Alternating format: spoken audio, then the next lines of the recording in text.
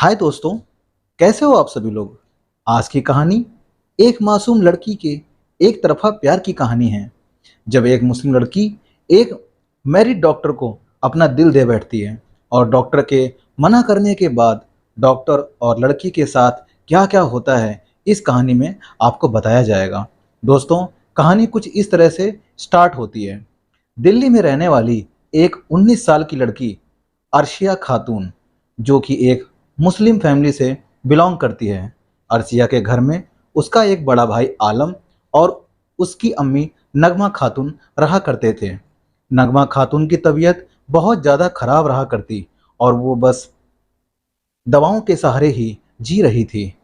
चुलबुली अर्शिया अपनी उभरती हुई जवानी में खोई रहती, कभी अपने हेयर को देखती तो कभी अपने उभरते हुए बदन को निहारती और लंबी लंबी सांसें भरते हुए अपनी जिंदगी में आने वाले राजकुमार का इंतजार करती। तभी अचानक एक दिन आमिर, जो कि नगमा का डॉक्टर था, चेकअप करने के लिए आया। तब अर्शिया बाथरूम में नहाने गई हुई थी। जैसे ही आमिर नगमा को देखकर रूम से बाहर निकला, अर्शिया के ऊपर उसकी नज़र पड़ी और अर्शिया शर्मा के अपने रूम में चली गई।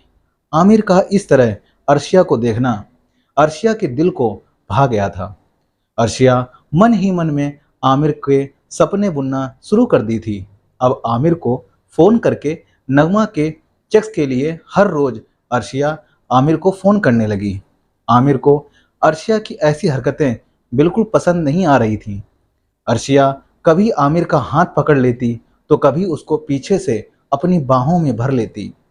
अर्शिया की कुछ कुछ हरकतों को आमिर छोटी समझकर नज़रअंदाज कर देता, पर आमिर को क्या पता था कि अर्शिया आमिर को लेकर इतना ज़्यादा सीरियस हो जाएगी।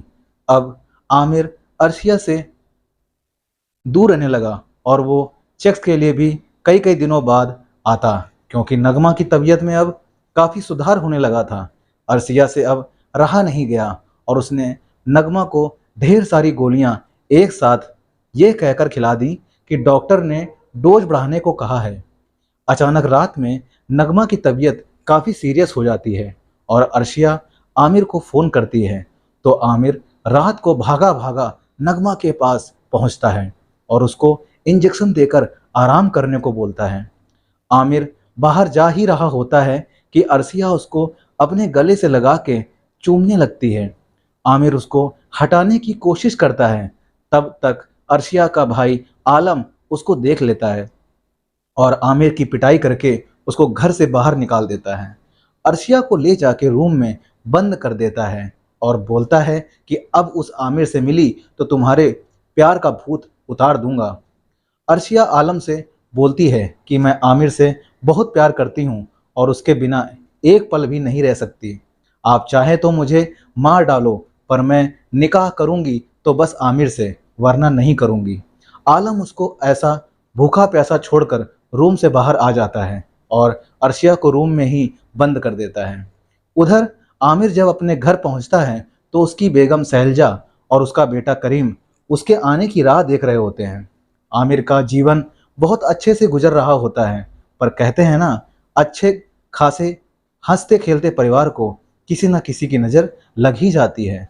तो ऐसा कुछ आमिर के साथ भी होने वाला था। अर्शिया कैसे भी करके डोर खोलकर चुपके से अपने भाई के कमरे में जाके उसकी कार की चाबी लेकर भाग निकलती है और सीधे आमिर के हॉस्पिटल पहुंच जाती है।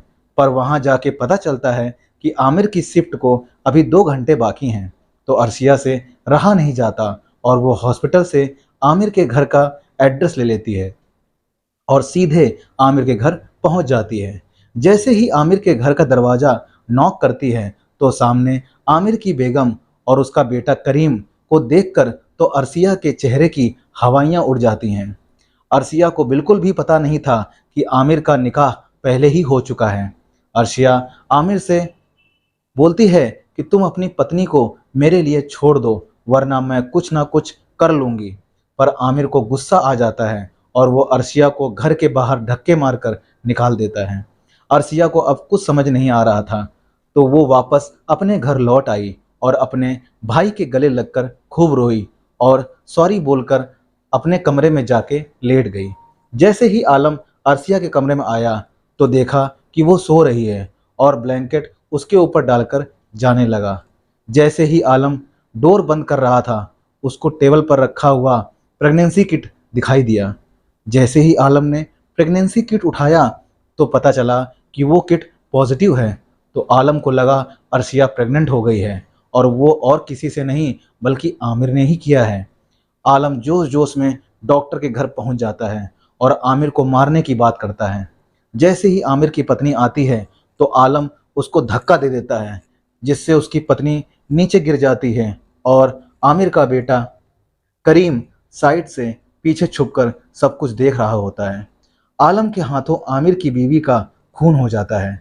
करीम आमिर को फोन करता है और कहता है जल्दी घर आ जाओ, वो अम्मी को मार डालेगा। करीम बहुत डरा सहमा सा था। जैसे ही आमिर घर आया तो देखा उसकी बेगम जमीन में पड़ी हुई थी और उसकी मौत हो चुकी थी। उधर अर्शिया अपनी माँ से बोलती है कि तुम्हारा लड़का आमिर की बेगम को मार कर भाग आया है, अब पुलिस इसके पीछे पड़ी है। अर्शिया की ऐसी फालतू की बातें सुनकर आलम को गुस्सा आ जाता है और वो अर्शिया को फिर से कमरे में बंद करके चला जाता है। पर जब अर्शिया को खाना देने उसका नौकर शेख आता है तो धोखे से अर्शिया शेख को अंदर लॉक करके बाहर चली जाती है और सीधे आमिर के घर पहुंच जाती है। जैसे ही अर्शिया आमिर के घर आती है तो करीम से दोस्ती बढ़ानी शुरू कर देती है। वो करीम को अपने हाथ से बनाया हुआ स्वादिष्ट खाना खिलाने की कोशिश करती है, पर करीम को अपनी माँ की बहुत याद सताती है। तो अर्शिया बहाना बनाकर अपने फ़ोन में फ़ोटोज़ दिखाने लगती है। उसमें से एक फ़ोटो को देखते ही करीम चिल्लाने लगा और बोला, ये मार देगा हम लोगों को, इसी ने अम्मी को भी मारा है। तब तक पुलिस भी छानबीन करते हुए आमिर के घर पहुंच जाती है और अर्शिया के हाथ से फ़ोन लेकर देखती है तो उसमें अर्शिया का भाई आलम की फ़ोटो देखकर उसको पकड़ने के लिए अर्शिया के घर चली जाती है।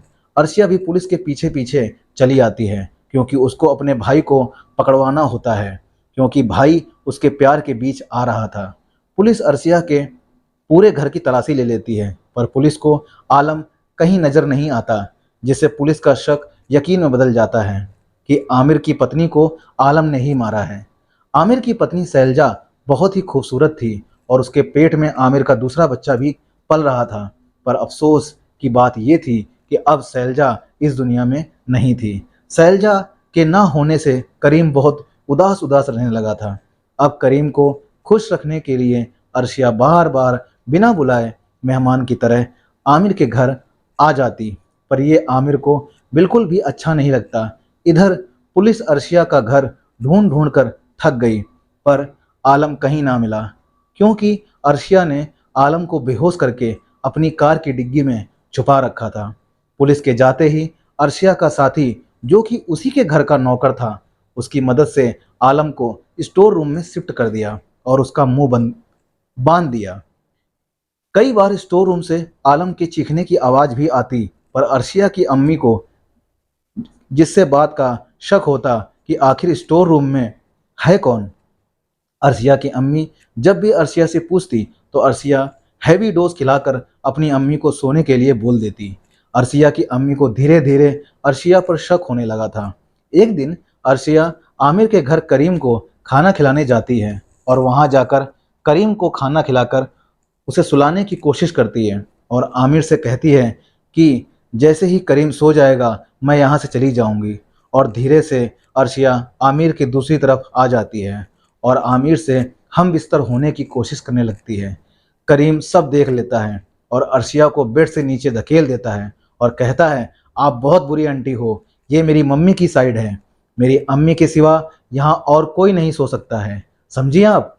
अर्शिया अपने इस अपमान को सहन नहीं कर पाती है और वहाँ से उठकर चली जाती है और अब वो करीम को मारने की साजिश करने लगती है, क्योंकि जब तक करीम है तब तक वो आमिर के नज़दीक नहीं जा सकती थी।